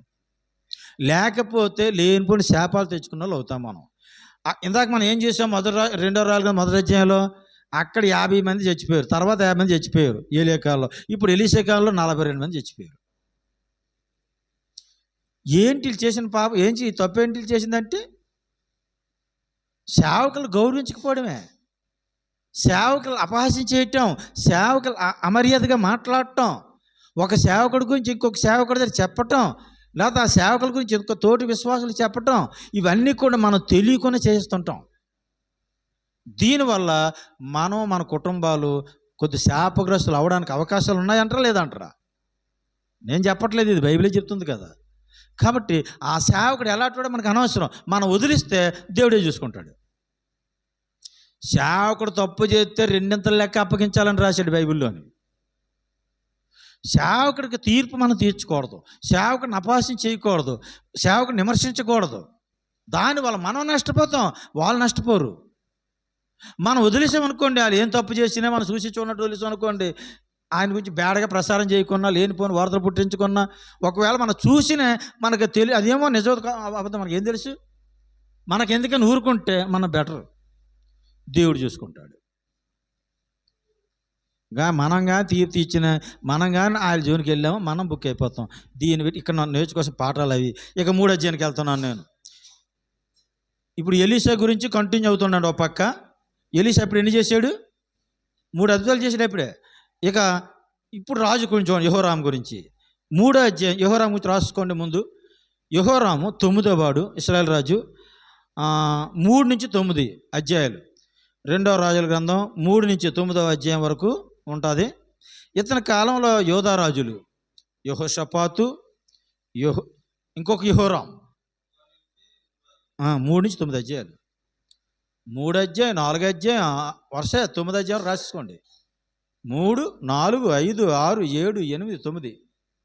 3 అధ్యాయం నుండి 9 అధ్యాయం వరకు ఈ చరిత్ర ఉంటుంది. మొదటి పంట పండింది, బాపదేవుని పిల్లలతో చేయమని 20 రొట్టెలు తీసుకొచ్చాడు. కొత్త గోధుమ మిన్నులు, కొన్ని పళ్ళు తీసుకొని ఎలీషా కానిచ్చాడు. ఈ రొట్టెలు, ఈ పళ్ళు అని. అప్పుడు నేను అందరికి వడ్డించాడు అంటుంది. ఆ జ్యోతి దగ్గర 100 మంది ఉన్నారు. 100 మందికి 20 రొట్టెలు ఏం చెప్పిపోతాయి? గురుగారు సాగుతుంది. వడ్డించాక పర్వాలేదు, ప్రార్థన చేస్తామని చెప్పాడు. ప్రార్థన చేసి వడ్డించుకున్నాడు. ఆ 100 మంది తినగా ఇంకా మిగిలిపోయింది. దేవుని నామం. ఇది యేసుప్రభు వారు రాబోతున్న రోజుల్లో చేయక ముందే ఎలీషా ద్వారా ఇవన్నీ కూడా చేయించినట్టు గొప్ప. ఓకే, అంటే ఇప్పుడు 4 అధ్యాయం ఆఖరి చేశారు. ఎలీషా ఎన్నో చేసి చూసుకున్నారు మీరు? కౌంట్ చేసుకోవడం, ఒకరికి పక్కన వేసుకోవటం. 5 అధ్యాయానికి వెళ్ళదు. 5 అధ్యాయానికి వచ్చేసరికి 1 నుంచి 19 వచనాలు రాసుకోండి. నయమాను, ఇవన్నీ ఏ రాజు కాలంలో జరుగుతున్నాయి? అది ఇశ్రాయేలు రాజు యెహోరాము రాజ్య పరిపాలన చేస్తున్నాడు. ఆ కాలంలో ఉన్న ప్రవక్త ఎలీషా తన రాజ్య ప్రజలకి ఈ అద్భుతాలను చేస్తున్నాడు. ఇప్పుడు దీన్ని పెట్టి రాజు ప్రవక్తను ఎంత గౌరవించాలా? గౌరవించాలా వద్దా? గౌరవించు. కత్తిలు అంత దుర్మార్గుడు, అలాగంత దుర్మార్గుడు ఈయన కూడా ఇప్పుడు ఎలీసా ఏది ఆశించుకున్నా ఎలాంటి కార్యాలు చేసుకెళ్తున్నాడు ఎన్ని చోట్ల. 5వ అధ్యాయం 1-19 నయమాను కుష్ఠరోగాన్ని కూడా బాగు చేసింది ఎవరు? ఎలీసా. ఇశ్రాయేలు చెప్పింది సిరియా వాళ్ళు ఆ ఇశ్రాయేల్ బానిసలు తీసుకొచ్చేటప్పుడు ఆ చిన్నది కూడా చెరకు వచ్చేసింది. ఆ వచ్చేటప్పుడు పనిపిల్లగా పెట్టుకున్నారు. ఆ అమ్మగారితో చెప్తున్నా, అమ్మగారు అంటే మరి అయ్యగారు బట్టలు తింటున్నాను కానీ మరి అయ్యగారికి ఏదో కొద్దిగా వ్యాధి ఏదో ఉంటుంది, మరి మా దేశంలో బాగుతున్నాడు, ఆయన దగ్గరికి వెళ్తే బాగుంటుంది అని చెప్పి ఏదో దాని మీద అప్పుడు ఈ రాజు ఏం చేశాడంటే ఇక్కడ స్టోరీ జాగ్రత్త చేసుకోండి. ఈ చిన్నది అమ్మగారు చెప్పింది యజమానురాలు. ఆ అమ్మగారు అలా ఆయనకి చెప్పింది. అలా ఆయన నయమాన్ చెప్పింది. నయమాన్ ఏం చేశాడు? రాజుగారు చెప్పింది. ఎవరా? ఏ రాజుగారికి? యెహోరాముకి. అంటే యెహోరాము కాదు, ఏ రాజుగారు? సిరియా రాజు. వాళ్ళ రాజు చెప్పాడు సిరియా రాజు. ఆ సిరియా రాజు ఈ రాజు చెప్పాడు. ఈ సిస్టమ్కి అర్థమైంది. అక్కడ చదవడం చెప్పలేదు. ఇదంతా చెప్పాలి ప్రసంగాలు. నయమాన్ 7 మార్కులు గాడు స్వతంత్రం చెప్తారు. ఎంత జరిగింది ప్రాసెస్ చూడండి. ఈ చిన్నదేమో యజమానురాలు చెప్పింది, యజమానురాలు ఏమో నయమాను చెప్పింది, నయమాన్ ఏమో సిరియా రాజు చెప్పాడు, సిరియా రాజు ఏమో ఇశ్రాయేల్ రాజు చెప్పాడు యెహోరాముకి. 5 పాత్రలు అక్కడ. ఈ వార్త ఒకళ్ళించి ఎలాగెళ్ళిందో చూడండి. ఒక సంఘటన ఇక్కడ జరుగుతుంది అన్నప్పుడు ఈ సంఘటన 10 మందికి వెళ్ళాలంటే మీరు ఒకరు చెప్పాలి, వాళ్ళు ఇంకోరు చెప్పాలి, వాళ్ళు ఇంకోరు చెప్పాలి. ఆ రీతిగానే వెళ్తుంది, లేకపోతే పబ్లిసిటీ అవ్వదు. ఇప్పుడు ఏమైంది? ఇశ్రాయేల్ రాజుకి సిరియా రాజు ఒక ఉత్తరం రాసి పంపించాడు. అయ్యా, మా నయమాన్ యొక్క కుష్ఠరోగాన్ని నువ్వు బాగు చేసినట్లయితే నీకు ఎంత కానుక కావాలంటే అంత కానుక ఇస్తాను అని. ఎవరికి రాశాడు ఉత్తరం? ఎలీసా కాదు, ఇశ్రాయేల్ రాజు యెహోరాముకి రాశాడు. మీకు కావాలంటే 6వ వచనం చూడండి. ఆ పత్రికలో ఉన్న సంగతి ఏదనగా, నా సేవకుడే నయమానుకు కలిగిన కుష్ఠరోగం నువ్వు బాగు చేయవలనని ఈ పత్రికను అతని చేత నీకు పంపించి ఉన్నాను. ఇశ్రాయేల్ రాజు ఈ పత్రికను చదివి వస్త్రాలు చింపుకొని చంపుడుకుని బ్రతికించుకుని నేను దేవుణ్ణా? ఎవరికి ఉత్తరం రాశాడు? యెహోరాముకి ఉత్తరం పంపించాడు సిరియా రాజు. సిరియా ఎక్కడ ఉంది మ్యాప్లో? ఇక రాశారు కదా పైన సిరియా. ఈ ఇశ్రాయేల్ రాజుకి యెహోరాముకి ఉత్తరం రాసి పంపించాడు. వీడు కోరు గొడవకు ఉత్తరం పెట్టిన అతన్ని. వాళ్ళ నయమానికి వాళ్ళ సైన్యాధిపతికి కుష్ఠరోగం బాగు చేయడానికి నేనేమో డాక్టర్నే? నేనేమో ప్రవక్తనే? నేనేమైనా దేవుని సేవకుడినే? నేను రాజుని, నన్ను బాగు చేయమంటాడు ఏంటి? నాకు గొడవ కొత్తనాడు ఏంటి? నాతో కోరు గొడవ కొత్తనాడు ఏంటి అనుకుని వస్త్రాలు చింపేసుకున్నాడు ఈయన. గొడవ ఎలాగొచ్చింది చూడండి. ఇంతకీ ఆ పని పిల్ల ఎవరి గురించి చెప్పింది? ఎలీసా గురించి చెప్పింది, ప్రవక్త గురించి చెప్పింది. కానీ ఈ నయమాన్ రాజు సిరియా రాజు ఎవరికి పంపాడు ఉత్తరం? ఇశ్రాయేల్ రాజు పంపాడు. ఇది ఎక్కడ గొడవరా బాబు? కోరు గొడవ కొత్తనాడా రాజు నాతోనే? ఎందుకురా కోరిక అయ్యాను కొత్తనా నాతోనే? నేను ఏమైనా ఊసి తెచ్చాను, నీ జోలు తెచ్చానా అంటాను. అలాగుంది ఇప్పుడు. అప్పుడు ఈయన తెలిసింది ఎవరికి? ఎలీసాకి. ఏమన్నాడు ఒకసారి చూడండి 8వ వచనంలో. దైవజనుడు అని ఎలీసాకు వినబడినప్పుడు అతడు నీ వస్త్రాలు నీవెందుకు చింపుకుంటువి? ఇశ్రాయేల్లో ప్రవక్త ఒకడు ఉన్నాడని అతనికి తెలియబడినట్లు అతను నా యొద్దకు రానిమ్ము అని రాజునికి వర్తమానం చేశాను. హల్లెలూయా. నువ్వెందుకయ్యా భయపడతావు? నేను ఉంటుండగా మన దేవుడు ఉన్నాడు, ఆ తర్వాత నేనున్నాను. మేము ఉంటుండే నువ్వెందుకలు భయపడతావు? నువ్వెందుకలు వస్త్రాలు చింపుకుంటావు? నువ్వెందుకలు భయపడుతున్నావు? టెన్షన్ పడిపోతున్నావు? ఆయన రానే నా దగ్గర నేను చూసుకుంటున్నా అన్నాడు. అంతే. ఎలీసా ప్రవక్త అద్భుతంగా వచ్చాడు. వచ్చిన తర్వాత ఈయన ఇంట్లోంచి కూడా బయటికి రాలేదు. వచ్చాడండి, అయ్యగారు వచ్చాడండి, మా నయమాన్ వచ్చాడంటే ఆయన ఏమనుకుని ఉంటాడు? నేను వస్తానంటే ప్రవక్త ఎదురుగా వచ్చేస్తాడు, నాకు ఎదురుగా అనుకున్నాడు ఈయన. ఈ ప్రవక్త ఇంట్లోంచే రాలేదు, ఆయన లోన మరి పాలు వండుకుంటాడు, నీళ్ళు వండుకుంటాడు, ఏం చేస్తున్నాడో మరి. ఆ లోన వచ్చాడు, వస్తే వెళ్ళి 7 మార్లు మొలమని చెప్పి అర్థాలు అన్నాడు ఈయన. ఆయనకు చాలా కోపం వచ్చింది. ఎవరైడు అర్థం నది 7 మార్లు బురద నీళ్ళు 7 మార్లు మొలమాట, ఇంతకన్నా పవిత్రమైన నదులు ఉన్నాయి మాకు, అక్కడ మొలగలేనా నేను? ఇంత దూరం పని కట్టుకుని ఇంత కాను కొట్టుకుని వీడి దగ్గరికి వచ్చి వీడికి ఇంత గర్వమా? ఈ ముసలోడికి ఈ ప్రవక్త అయితే అవ్వచ్చు కానీ ఇంత గర్వం పెట్టుకుని కోప్పడి వెళ్ళిపోతున్నాడు. అక్కడ వెనకాల ఉంటారు కదా మంచి, ఒకసారి వెనకాల మంచి వాళ్ళు ఉంటారు, చెడ్డ వాళ్ళు ఉంటారు. వీళ్ళ వల్ల నష్టాలు ఉంటాయి, లాభాలు ఉంటాయి. పక్కలాంటి ఉన్న వాళ్ళు. ఈయన ఏం చేశాడంటే, అయ్యా ఆ ప్రవక్త చాలా మంచివాడు, ఆయన ఏదైనా చెప్పాడంటే జరుగుతుంది. ఆయన ఏమైనా డబ్బులు అడిగాడా, వెండి అడిగాడా, బంగారం అడిగాడా, ఏమైనా కష్టమైన పని ఏమైనా చెప్పాడా? ఏమీ లేదు కదా. 7 మార్లు మునుగు అన్నాడు. మునుగు ఆయన మాట ప్రకారంగా ఏం పోయింది అంటే, సరేలేరా నువ్వు చెప్పింది చేస్తాను. అప్పుడు ఆయన లోపడ్డాడు. ఆ కోపం తగ్గించుకొని 7 మార్లు వెళ్ళి ములిగేశాడు. దేవుని స్తోత్రం కలుగును గాక. ములిగేసరికి ఏమైపోయాడు? ఆయన దేహం పసిపిల్ల దేహం అయిపోయిందట. అయిపోయిన తర్వాత ఈయన మొత్తం కానుకంతా ఎలీషాకి ఇచ్చేస్తున్నాడు. తీసుకొచ్చిన ఒంట్ల మీద, ఒరే బాబు నీ కానుకలు నాకు అక్కర్లేదు నాయన, తిరిగొట్టుపో అని చెప్పేశాడు. ఆ తర్వాత ఒక మాట అన్నాడండి 18వ వచనంలో, 5:18 చూడండి, 2 రాజులు 5:18. నా యజమానుడు మొక్కుటకు రిమ్మోను గుడిలో వచ్చి నా చేతి మీద అనుకున్నప్పుడు నేను రిమ్మోను గుడిలో నమస్కారం చేసిన ఎడల, రిమ్మోను గుడిలో నేను నమస్కారం చేసిన సంగతిని గురించి యెహోవా నీ దాసుడైన నన్ను క్షమించునుగాక. వాడు కోరుకున్నాడు ఈయన. అంతకుముందు 17వ వచనంలో ఒక తీర్మానం చేసుకున్నాడు ఈమె. అది కూడా చదువుతాను. అప్పుడు యెహోవాకు తప్ప దహన బలైను మరి ఏ బలైను ఇతర దేవతలకే నేనే అర్పింపను. అంటే నయమాన్ ఏమయ్యాడు? యెహోవా దేవుణ్ణి విశ్వసించాడు. ఇక దేవతలను బలి అర్పించడానికి ఒక తీర్మానం చేసుకున్నాడు. 18వ వచనంలో ఏమన్నాడు? ఒకవేళ ఎప్పుడైనా పొరపాటున మా రాజుగారు ఏ దేవత దగ్గరికి తీసుకెళ్ళేటప్పుడు ఆయన నా మీద అనుకుని, ఒరే నేను దండం పెట్టలేకపోతాను, ఆ దేవతకు నువ్వే దండం పెట్టారా నా అవుతున్నా అన్నాడు అనుకో, ఈ దేవుడు నన్ను క్షమించును గాక. నాకు మాత్రం ఇష్టం లేదు ఆ దేవతలకు దండం పెట్టడం. యెహోవా దేవుడే నాకు ఇప్పుడు అర్థమైపోయింది. దేవుడు యజమానుడు ఎప్పుడైనా నా చేతుల మీద అనుకొని, లేకపోతే అంటే ఒరే కొబ్బరికాయ నేను కొట్టలేకపోతాను, నోపుకు లేదురా నువ్వే కొట్టేరా నా పేరుని అంటాడు. అప్పుడు నేను కొట్టవలసి వస్తుంది కొబ్బరికాయ. అప్పుడు నీ దేవుడు నన్ను క్షమించునుగాక. అది కోరుకుంటున్నాడు. కొంతమంది ఇప్పుడు కూడా యజమానుల దగ్గర పనిచేసిన వాళ్ళకి ఈ బాధలు ఉంటాయి. ఆ షాపులలో పనిచేస్తూ ఉంటారు. ఎలీషా గురించి మీకు అర్థమైంది అనుకుంటున్నాను. ఇందులో కూడా ఎలీషా అకౌంట్లు వేసుకోవాలి. ఇది కూడా నయమాను స్వస్థత. ఆ తర్వాత గేహజీకి ఏమైంది? ఇందులోని 5వ అధ్యాయం 20వ వచనం నుంచి 27వ వచనం. ఈ కానికి ఈయన తీసుకోలేదని ఇంత తింగర కూడా ఏంటి మన యజమానుడు, మా గురుగారికి అస్సలు లోకజ్ఞానం ఏమీ లేదు, ఈ రోజుల్లో ఎంత తెలివిగా ఉండాలా మరి తెలియదు దీనికి అనుకున్నాడు. ఏమో కొంపతీసి ఈ నెల ఏం చేశాడు? అయ్యా ఇప్పుడే మా గురుగారి దగ్గరికి ఫ్రెండ్స్ వచ్చారు, ప్రవక్తలు వచ్చారు, ఏదో కొద్దిగా ఇమ్మన్నాడండి. ఒరే బాబు కొద్దిగా మొత్తం పట్టుకెళ్ళరా అని ఇంకా ఎక్స్ట్రేసి ఇచ్చేసాడు. తెచ్చేసుకొని దాచేసుకున్నాడు. అదంతా మీరు చదవండి. దాచేసుకున్న తర్వాత ఈయన చూడలేదు అనుకున్నాడు, వాళ్ళ గురుగారు చూడలేదు అనుకున్నాడు. ఆ గాజీ ఎక్కడికి వెళ్ళామంటే నేను ఎక్కడికి వెళ్ళి ఇటు తిరుగుతున్నాను అన్నాడు. అప్పుడు ఆ మాట అన్నాడు ఈయన.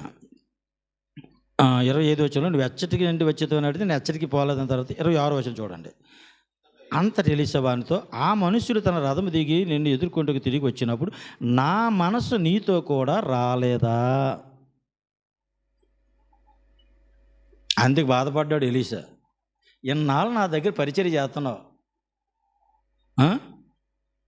నా మనసు ఏంటో గ్రహించలేకపోయావు నువ్వు, నా మనసు నీతో కూడా రాలేదా? అందుకే పౌలు ఫిలిప్పీల రాసిన పత్రికలో ఏమన్నాడు? క్రీస్తు యేసుకు కలిగిన ఈ మనస్సు మీరు ధరించుకోవాలి, మనం ధరించుకోవాలి. క్రీస్తు మనస్సు కానీ మనం ధరించుకోకపోతే మనం ఎంత సేవ చేసినా, మనం ఎంత భక్తి చేసినా, మనం ఎంత బోధ చేసినా, మనం ఎన్ని కానుకలు ఇచ్చినా, ఎంత పరిచర్య చేసినా వేస్ట్ అంటాడు. క్రీస్తు యేసు మనస్సు ఎలా ఉంటుందో మీకు తెలుసు కదా. ఆయన ఏ స్థానంలోకి వచ్చేసాడో మనం కూడా ఆ మనసునే ధరించుకోవాలండి. ఇదే అడుగుతున్నాడు ఇక్కడ ఎలీషా. నా మనసు నీతో రాలేదా అని అడిగాడు. ఓకే, వెంటనే ఆ కుష్టి నయమానికి వదిలేసింది కదా, అది నీకు నీ ఇంటి వరకు వస్తుందో వెళ్ళా అన్నాడు. వెంటనే వచ్చింది. ప్రవక్త సేవకు నోటంట కానీ మాట వచ్చిందంటే శాపవచనం కానీ ఆశీర్వచనం కానీ స్పాట్లో జరిగిపోతున్నాయి. అవునా కాదా? చూసాం కదా, ఏలియా గురించి అలాగే చూస్తున్నాం, ఎలీషా గురించి కూడా అలాగే చూస్తున్నాం. అది ఆశీర్వాదం అలాగే జరిగిపోతుంది, శాపమని అలా జరిగిపోతుంది. ఆ లోటు అంటే వచ్చిందంటే జరిగిపోతుంది. సంఖ్యాకాండం 6వ అధ్యాయం 24 నుంచి 26 వచనాలకు అదే చెప్పాడు. మీరు మీ దేవుడైన యెహోవా నామాన్ని, యాజకులకు చెప్పిన వాగ్దానం అది, మీ దేవుడైన యెహోవా నామాన్ని మీరు ఉచ్చరించేటప్పుడు మీ సమాజం మీద, మీ ప్రజల మీద మీరు చేతులుంచి మీరు ఉచ్చరించేటప్పుడు వాళ్ళు కరుణించిన గాక, వాళ్ళు దీవించిన గాక, వాళ్ళు ఆశీర్వదించిన గాక మీరు పలకండి, నేను వాళ్ళకి ఆ ఆశీర్వాదం ఇస్తానని చెప్పాడు. మీరు ఆ మాట పలికితే చాలు. సేవకుల లోటంటే అది చెప్పాడు, అది పెట్టాడు దేవుడు. ఓకే, ఇక నెక్స్ట్ 6వ అధ్యాయానికి వెళ్ళిపోదాం. 6వ అధ్యాయం 1 నుంచి 7వ వచనం. గొడ్డలి విషయంలో అద్భుతం. 6:1-7 గొడ్డల విషయంలో అద్భుతం. యెహోరాము కన్నా ఎలీషా గురించి ఎక్కువ కనపడుతుంది కదా మనకి. 3-9 వరకు యెహోరాము యొక్క జీవిత 3 అధ్యాయాలు మాత్రం యెహోరాము తాలూకు మోయాబీల మీద యుద్ధానికి వెళ్ళాడు. తర్వాత 4 అధ్యాయం 5 అధ్యాయం కూడా ఎలీషా ప్రవక్త గురించి రాశాడు. యెహోరాము గురించి ఏం రాయలేదు. ఇప్పుడు 6 అధ్యాయంలో ఏమో రాశాడేమో చూద్దాం. 1-7 వచనాలు గొడ్డలి విషయంలో అద్భుతం. ఏంటి గొడ్డల విషయంలో అద్భుతం? ప్రవక్తల శిష్యులు వచ్చారు ఎలీషా దగ్గరికి. గురుగారు మనకున్నటువంటి స్థలం సరిపోవట్లేదు, మరొక ఇంకో దగ్గర మనం కొద్ది షెడ్ వేసుకుందాం, చిన్న పాక వేసుకుందంటే సరే వెళ్ళండి మళ్ళీ నది యోర్దాను దగ్గరికి వెళ్ళిపోయి ఆ కొమ్మలు కొట్టుకుని తెచ్చుకొని పాటి రాట్లో వేసుకుంటే అని చెప్పాడు. వెళ్ళిపోయి ఎరువు గోడలోకి వెళ్ళారు. ఆ గోడలేమో పిడి ఊడిపోయి అదేమో యోర్దాను దగ్గర పడిపోయింది. ఇక వీళ్ళు డ్యాన్స్ వేసేస్తున్నారు. గురుగారు ఎరువు గోడలు తెచ్చాం పడిపోయింది, అది ఎక్కడ కనబడట్లేదు. సరే ఈయన వెళ్ళాడు, ఆ కొమ్మ ఒకటి తీసి నీటిలో వేసాడు, గొడ్డలు తేలిపోయింది. దేవుని నామమున స్తోత్రం కలుగుగాక. అంటే ఇక్కడ అద్భుతం, ఆ ఉప్పు వేసినందువల్ల యోర్దాన్ని ఎరుకో నీళ్ళు మారిపోలేదు, ఉప్పులోనేం లేదు. దేవుడు మాటలో ఉంది శక్తి. ఆ మాట సేవకుడి నోట పెట్టాడు. ఇక్కడ ఈ కొమ్మలోనేం లేదు. కొమ్మలు అందరూ వేయచ్చు, కానీ ఆ సేవకుడు దాన్ని ప్రార్థించి ఆ కొమ్మేశాడు. యోర్దాను నీటిలో చాలామంది మునుగుతారు. మునిగిన వాళ్ళందరికీ కుష్ఠరోగాలు పోలేదు, నయమానికే పోయింది. కారణం అది పలికాడు ఎలీషా. ఓకే, అది మీరు అర్థం చేసుకోండి. అందుకే దేవుడిచ్చినటువంటి సృష్టిని మాత్రం మనం పూజించకూడదు, అనుభవించాలి, ఉపయోగించుకోవాలి తప్ప దాన్ని ఆరాధించకూడదు. ప్రజలందరూ చేసేది ఏంటి? ఆటిలే పూజించి ఆటిలే ఆరాధిస్తున్నారు. అబ్బో ఈ కొమ్మ ఎంత శక్తివంతురాలో, ఈ గొడ్డలు తేలిపోయిందంటే ఈ కొమ్మను ఎక్కడ ఎట్టకూడదు, ఇంకా తీసుకెళ్ళి కొండ మీద ఎట్టి దానికి గుడి కట్టాలని దానికి గుడి కట్టేసేవారు ప్రజలు. ఆ ఎలుగుబంట్లు 42 మంది చంపేసి అంటే దేవతలే. ఓకే, ఇక నెక్స్ట్ 6:8-12 రాసుకోండి. సిరియన్లు యుద్ధ ప్రణాళిక 8-12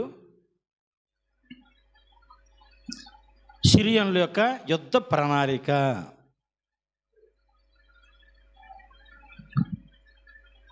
ఏం జరుగుతుందంటే ఇశ్రాయేల్ రాజు, ఈ స్టోరీ జాతనాల ఇశ్రాయేల్ రాజు యెహోరాముని మ్యాప్లో మీరు చూసుకుని ఈ ఇశ్రాయేల్ యెహోరాముని జయించడానికి యుద్ధానికి రావడానికి సిరియా రాజు ప్లాన్ వేస్తున్నాడు, స్కెచ్ చేసుకుంటున్నాడు. ఎక్కడ? అంతఃపురంలో.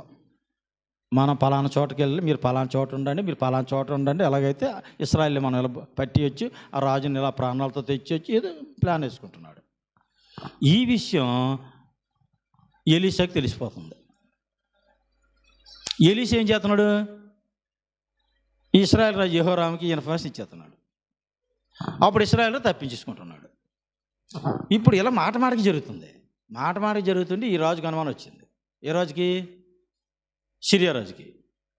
మనలో ఎవడో ఒకడు ఉన్నాడు, వాళ్ళ తాలూకు మనిషి. నేనేసిన ప్లాను, నేనేసిన స్కెచ్ వాళ్ళకి ఎలా తెలుస్తుంది నా శత్రువులకి?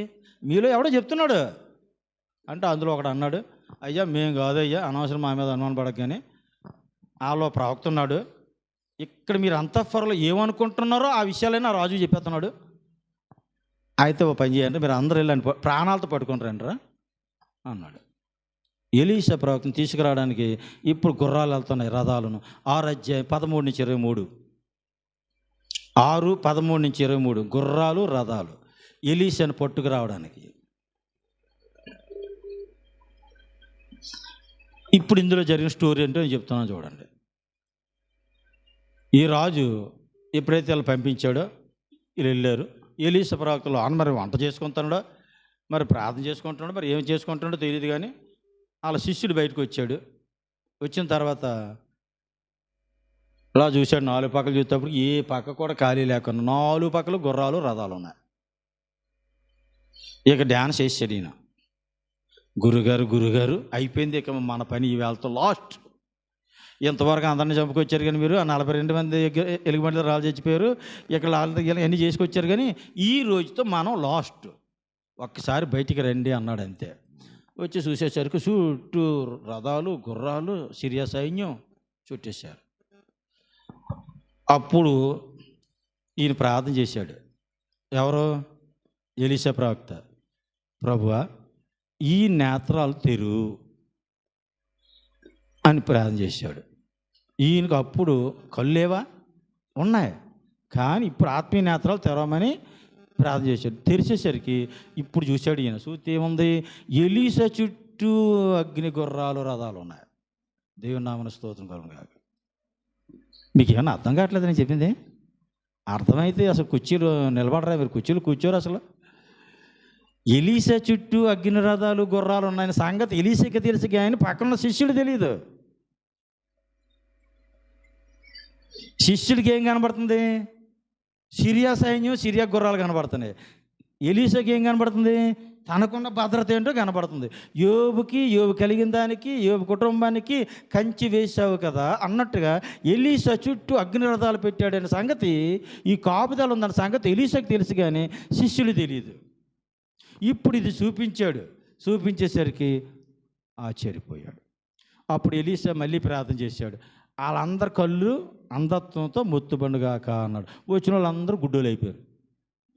చూసారా ప్రార్థన ఎంత బలమైందో? ఏ కత్తి లేదు, కర్ర లేదు, బాంబు లేదు, ఒక నోటు మాట కూడా ఉపయోగించట్లేదు. దుర్మార్గులారు ఏం చేశాను రా, నా మీదకి వస్తున్నారు మీరు అని ఒక మాట కూడా అనలేదు ఈయన. ఇంతవరకు మీ సిరియా రాజు నయమానికి నేనే కదా కుష్ఠం బాగు చేశాను, కనీసం అనలేదు ఈయన. మీ సిరియా వాళ్ళకి ఉపయోగం చేస్తాను, మా ఇస్రాయేల్ వరకు ఉపయోగం చేస్తున్నాను, నేను చేసిన పొరపాటు ఎట్లా నా మీదకి వచ్చారు ఆయన కనీసం అనలేదు ఈయన. ప్రార్థన చేసాడంట, వాళ్ళ కళ్ళన్నీ పోయాయి, అందరితో గెలిపారు. ఇక గుడ్డోళ్ళు తరుముకుంటూ వచ్చారు. మొత్తం అందరినీ ఇశ్రాయేల్ రాజు అప్పగించాడు యెహోరాముకి. అప్పగించేసిన తర్వాత ఇశ్రాయేల్ రాజు అంటాడు, నాయన కొట్టేద్దామా అంటాడు ఈయన.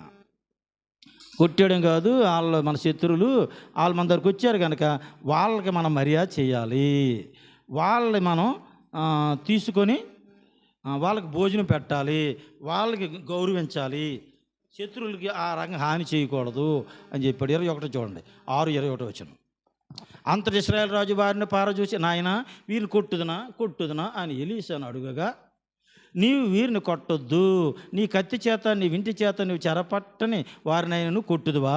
వారికి భోజనం పెట్టించి వారు తిని త్రాగిన తరువాత వారు తమ యజమాని యొద్దకు వెళ్ళుదరని చెప్పాను. శత్రువులు కూడా ప్రేమించమని యేసుప్రభువు చెప్పాడా? పాత నిబంధనలు కూడా ఉందా లేదా? అసలు ఈయన చంపడానికి వచ్చారు ఎలీషాని చంపడానికి వచ్చిన వాళ్ళు ఏం చేయాలి? దొరికితే చంపేయాలి తిరిగి. అన్నది ఇశ్రాయేలు చంపడానికి వచ్చారు, వీళ్ళు ప్లాన్ చేస్తున్నారు. శత్రువులు దొరికిన వాళ్ళు క్షమించి వదిలేశారు. ఇక 6:24 నుంచి రాసుకోండి. 6 అధ్యాయం 2వ రాజుల గ్రంథం 6:24-29. షోమ్రోనులో కరువు. 24-29. 6 అధ్యాయం 24-29. షోమ్రోనులో కరువు. మ్యాప్లో షోమ్రోన్ ఎక్కడుందో మీకు తెలుసు కదా. కరువు ఎలాగుందంటే, గాడిద తల 80 రూపాయలు, అరపావు పావురు రెట్ట 5 రూపాయలు. అంత కఠినంగా ఉంది. ఇంకా బియ్యము, చపాతీలు, గారెలు, బూరెలే లేవు. పావురు రెట్టలు, గాడిద తల. ఇంకా ఇవి కూడా పోయి ఏమైందంటే, ఈ కరువులో యెహోరాము, ఇప్పుడు కనబడుతున్న యెహోరాము, ఈ రాజు ప్రాకారం మీద నడుస్తున్నాడు, మేడ మీద తిరుగుతున్నాడు. ఏంటి మా పరిస్థితి ఎలాగుంది, మా ప్రజలు ఎలాగున్నారు, ఏంటో విషయాలు, వార్తలు ఏంటి అని తిరుగుతున్నాడు. తిరుగుతుంటే 2 స్త్రీలు గొడవాడుకుంటున్నారు. ఆ 2 స్త్రీలు ఏమంటున్నారు చూడండి 28వ వచనంలో. నీ విచారణ కారణం ఏమని అడగా, అది ఈ స్త్రీ నన్ను చూసి, నేటి ఆహారము నీ బిడ్డను ఇమ్ము, రేపు మనము నీ బిడ్డను భక్షించదము అని చెప్పినప్పుడు మేము నా బిడ్డను వంట చేసుకొని తింటిమి. 2 స్త్రీలు ఏమనుకున్నారంటే, అమ్మ ఎలాగ చచ్చిపోతున్నాం కదా, ఈవేళ నీ బిడ్డని వండేసుకుందాం, రేపు పొద్దున్న నా బిడ్డను వండుకుందాం అన్నదట ఈ అమ్మ. అలాగే అక్క, అలాగే సరే చచ్చిపోతాం కదా ఎలాగాను, మరి ఎందుకు నా బిడ్డని ఇవాళ వండేసుకుందాం ఈ అమ్మని ఉంటుంది. 2 వండేసుకొని తిరిగారు. రేపు ఆవిడ ఆర్డర్ వచ్చింది కదా, మరి నీ బిడ్డని ఈ అక్క ఇవాళ వంట చేసుకుందంటే ఇవన్నీ అంటుందట. వీళ్ళిద్దరు గొడవాడుకుంటుంటే, అసలు ఇది ఇంటుంటేనే చదువుతుంటేనే ఎలాగుందంటే కథా నిజమా అన్నట్టు ఉంది. నిజంగా జరిగింది. పిల్లలు వండుకొని తిన్నంత కరువు వచ్చేసిందంటే షోమ్రోనులో రాజుగారి పరిపాలన ఎలాగుందో అర్థమైపోతుంది. ఆహాబు అహజ్య చేసింది, అహజ్య కంటిన్యూ చేశాడు, వాళ్ళు కంటిన్యూ చేసింది యెహోరాము కంటిన్యూ చేస్తున్నాడు. ఇక వస్త్రాలు చింపేసుకున్నాడు రాజు. చింపేసుకొని ఎక్కడికి వెళ్ళాలా? ఇంత కరువు వచ్చిందని దేవుడి దగ్గరికి వెళ్ళాలి కదా, ప్రార్థన చేయాలి కదా, దేవుడిని అడగాలి కదా. కానీ ఏం చేస్తున్నాడు? ఎలీసా తలకాయ కానీ ఈ రోజు నేను తిజ్జుకుపోతే, ఆయన చంపకపోతే నేను రాజునే కాదు అంతండ. ఇప్పుడు ఈ కరువుకి ఎలీసాకి సంబంధం ఏంటి? ఒకసారి ఆహాబు రాజు కూడా ఏమన్నాడు మీకు గుర్తుందా? మొదటి రాజు 17 అధ్యాయంలో లాస్ట్ నెల మనం నేర్చుకున్నాం అది. ఈ కరువు కారణం నువ్వే అంటాడు ఆహాబు రాజు. ఎవరిని? ఏలియాని. ఒరే బాబు, నేను కాదురా నీ పరిపాలన, ఈ గొడ్లు పశువులు చచ్చిపోవడం, మనుషులు చచ్చిపోవడం కారణం అన్నాడా లేదా? ఇప్పుడు ఈయనేటంటున్నా యెహోరాము కూడా. మీకు అది 30 నుంచి 33, 6 అధ్యాయం 30 నుంచి 33 యెహోరాము కోపం అని రాసుకోండి. 6 అధ్యాయం 30 నుంచి 33 యెహోరాము కోపం. 31 వచనం చదువుతాను చూడండి. తరువాత రాజు సాపాతు కుమారుడైన ఎలీషా యొక్క తల ఈ దినమున అతని పైన నిలిచి ఉన్న ఎడల దేవుడు నాకు గొప్ప అపాయం కలుగు చేయనుగాక అన్నాడు. యెజబెల్ కూడా అలాగే అన్నది కదా ఏలియాని. ఈ రోజు కానీ ఏలియాని చంపకపోతే నేను రానినే కాదన్నాడు. ఈయన కూడా అలాగే శబ్దం చేస్తున్నాడు. రాజ్యం కొరకు ఇంత మంచి పనులు చేస్తే ప్రవక్త, ఆయన కనీసం ఏ మర్యాద లేదు కదా, గౌరవం లేదు కదా, తిరిగి చంపడానికి. ఇప్పుడు మీకు అర్థమైందా ఈ రాజ్యాన్ని ఎందుకు తీసుకెళ్ళి అశ్షూరు చెరకు అప్పగించాడు? ఇశ్రాయేల్ 10 గోత్రాలు క్రీస్తుపూర్వం 722లో అశ్షూరు రాజులకు అప్పగిస్తాడు, అన్యులకి. అబ్రాహాము సంతానాన్ని తీసుకెళ్ళి ఒక అన్యులకి, సున్నత లేని అన్యులకి అప్పగించాడా? షేమ్. ఎందుకు అలా జరిగింది? దేవుడు చేతగానుడా? చేతగానుడు కాదు. ఈ ప్రజల ప్రవర్తన, ఈ రాజుల ప్రవర్తన, ప్రవక్తలు లక్ష్య పెట్టకపోవడం. 930 నుంచి 722 వరకు సుమారు 208 సంవత్సరాలు ఇలా ఓర్చుకున్నాడు దేవుడు. ఇలా ఈ పిచ్చి పరిపాలన చివరికి ఇదంతకి మారకపోతే అశ్షూరు రాజులకు అప్పగించేశాడు. అక్కడి నుంచి వాళ్ళ రాజ్యం పోయింది, వాళ్ళ దేశం పోయింది, వాళ్ళ భూస్థానం పోయింది, అంతా పోయింది. అంటే ఇంకా పోలేదు. ఇప్పుడు జరుగుతున్న స్టోరీ ముందు మీకు చెప్తున్నాను ఇంకాను. అంటే ఎంతగా ఓర్చుకున్నాడు దేవుడు అనడానికి. ఓకే, ఇది ఇక్కడ జరిగిపోయింది 6 అధ్యాయంలో. ఇక 7 అధ్యాయానికి వెళ్ళిపోతున్నాం ప్రియులారా. కంటిన్యూ చేసేస్తున్నాం, పర్లేదు కదా. అంటే 10 అధ్యాయం వరకు చెప్పి ఆగుదాం చూస్తున్నాను. ఇంతవరకు మనం 6 అధ్యాయాలు ఏం చూసాం? యెహోరాము యొక్క పరిపాలన చూసే ముందు ఏం చూసాం? ఈరోజు ఇశ్రాయేల్ రాజు 8వ వాడు అహజ్యా, ఆహాబు కుమారుడు. ఆయనది మొదటి రాజుల గ్రంథం ఆఖరిలో చూసాం, 2వ రాజుల గ్రంథంలో 1 అధ్యాయంలో చూసాం. ఆయన 2 సంవత్సరాలు పరిపాలించాడు. ఆ తర్వాత ఆయన కాలంలో ప్రవక్త ఏలియా. ఆయన చనిపోయిన తర్వాత యెహోరాము, అహజ్యా చనిపోయిన తర్వాత యెహోరాము రాజు అయ్యాడు. రాజుల్లో ప్రవక్త అయిన ఏలియా 2వ రాజుల గ్రంథం 2వ అధ్యాయంలో ఆరోహణ అయిపోయిన తర్వాత ఎలీషా ప్రవక్త పరిచర్య ప్రారంభించాడు. అంటే ఇప్పుడు ఇశ్రాయేల్ రాజు 9వ రాజు అయిన యెహోరాము చరిత్ర 2వ రాజుల గ్రంథం 3వ అధ్యాయం నుండి 9వ అధ్యాయం వరకు ఉందని అనుకున్నాం. అంటే ఇప్పుడు ఈ అధ్యాయాల్లో యెహోరాముకి ప్రవక్త ఎలీషా సమకాలికుడు. కాబట్టి యెహోరాము, ఇశ్రాయేల్ రాజు 9వ రాజు అయిన యెహోరాముకి ప్రవక్త అయిన ఎలీషాకి సంబంధించిన చరిత్ర 2వ రాజుల 3వ అధ్యాయంలో మనం చూసాం. మోయాబీల మీదకి యుద్ధానికి వెళ్ళారు. అక్కడ ఎలీషా ప్రవక్త ప్రవచించాడు, సమృద్ధిగా నీరు వచ్చింది. అలాగే 4వ అధ్యాయానికి వచ్చేసరికి అక్కడ అప్పులతో బాధపడుతున్నటువంటి ఒక ప్రవక్త శిష్యుని భార్య, ఆమె యొక్క అప్పులు కూడా తీర్చుకోవడానికి ఎలీషా ప్రవక్త అద్భుతం చేశాడు. అలాగే 4వ అధ్యాయంలో సూనేమిరాలు, గనురాలైన స్త్రీ, ఆమెకి సంతానాన్ని కలుగు చేశాడు ఎలీషా. అంతేకాకుండా చనిపోయిన కుమారుని కూడా మళ్ళీ బ్రతికించాడు 4వ అధ్యాయంలో. అంతేకాకుండా విషాహారం వాళ్ళు తింటున్నప్పుడు విషం ఉందని తెలిసి దాన్ని ఆహారాన్ని మంచిగా మార్చాడు. అంతేకాకుండా కానుక వచ్చింది 20 రొట్లు, దాన్ని 100 మందికి సరిపోయినట్టుగా ఆశీర్వదించాడు ఎలీషా. అంతేకాకుండా 5 అధ్యాయాలకు వచ్చేసరికి నయమాన్ యొక్క కుష్ఠరోగాన్ని కూడా బాగు చేయడానికి కారకుడు ఎలీషా. ఆ తర్వాత గెహజీకి ఆ కుష్ఠరోగం రావడానికి కూడా కారకుడు ఎలీషా. 6వ అధ్యాయం వచ్చేసరికి గొడ్డలు నీటిలోంచి తేలడానికి ఎలీషా చేసిన అద్భుతం. ఇంకా 6వ అధ్యాయంలో సిరియా రాజు ఇశ్రాయేల్ రాజు మీదకి పంపిస్తున్నటువంటి ప్రణాళికలు, ప్లాన్లు అన్నీ కూడా తన అంతఃపురంలో తను గ్రహించి ఇశ్రాయేల్ రాజుకి ఇన్ఫర్మేషన్ ఇచ్చేవాడు. ఆ తర్వాత సైన్యాన్ని పంపిస్తే ఆ సైన్యాన్ని అంధత్వంలో మొత్తి వాళ్ళ శత్రువులు కూడా మరలా ప్రేమించి వాళ్ళకి మంచి మర్యాదగా పంపించాడు ఎలీషా ప్రవక్త. ఇది యెహోరాము కాలంలో. ఇంకా మనం ఏం చూసాం, ఆరోగ్యంలో కరువు, విపరీతమైనటువంటి కరువు. మరి పిల్లలు కూడా వండుకొని తిన్నంత కరువులో వీళ్ళు వచ్చేసారు. అలాంటప్పుడు దేవుడు ఎందుకు ఈ కరువు మా మీదకి రప్పించాడు? మేము చేసిన పాపమేంటి? మా పరిపాలన విధానమా? మా ప్రవర్తన లోపమా? ఎవరి పాపం ఇది? నా పాపమా? నా ప్రజల పాపమని దేవుడి దగ్గర ప్రార్థన చేయడం మానేసి ఎలీషా మీద కోప్పడి ఎలీషా తల తీసేస్తానని శపథం చేస్తున్నాడు రాజు. ఇదంతా కూడా 6 అధ్యాయం వరకు జరిగింది. అంటే ఇది మొదటి భాగం.